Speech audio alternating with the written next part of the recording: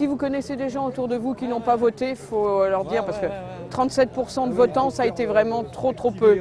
Marie-Évelyne Christin a besoin des abstentionnistes. Pour le second tour, c'est sa seule réserve de voix.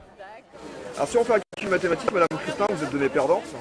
Ah oui, si on prend les mathématiques pures, les 4 partis de gauche qui se présentaient contre nous font 46%, nous on en a 33%. Car en face de la candidate UMP, il y a le PS. Christophe Duloir est arrivé en seconde position avec 28% des voix. Mais pour le sprint final, le socialiste ne part pas tout seul. La gauche est rassemblée pour le deuxième tour. La gauche rassemblée, c'est le Front de gauche, les écologistes et le Parti socialiste. Un cumul des voix qui place Christophe Duloir dans les meilleures conditions pour être élu une seconde fois au Conseil général. Madame, pour les élections cantonales, vous l'avez déjà eu? Très bien, ouais. D'accord. Le candidat de la gauche réunie a l'air confiant, mais dans une ville aux mains de l'UMP, ce dernier veut rester prudent.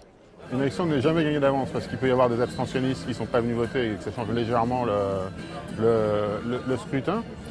Il y a aussi le report des votes du Front National qui est aussi un facteur assez important. C'est l'inconnu de ce scrutin avec 20% des suffrages. Le parti de Marine Le Pen pourrait bien être l'arbitre de ce deuxième tour, mais difficile de dire vers qui vont se reporter ces voix.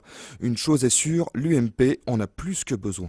On veut simplement leur dire que là, ça n'est pas le même enjeu du tout, que pour que la ville reste agréable, il faut que quelqu'un aille au département défendre nos dossiers et que malheureusement la personne du Front National n'aurait pas été à même de le faire puisqu'elle n'était pas sanoisienne.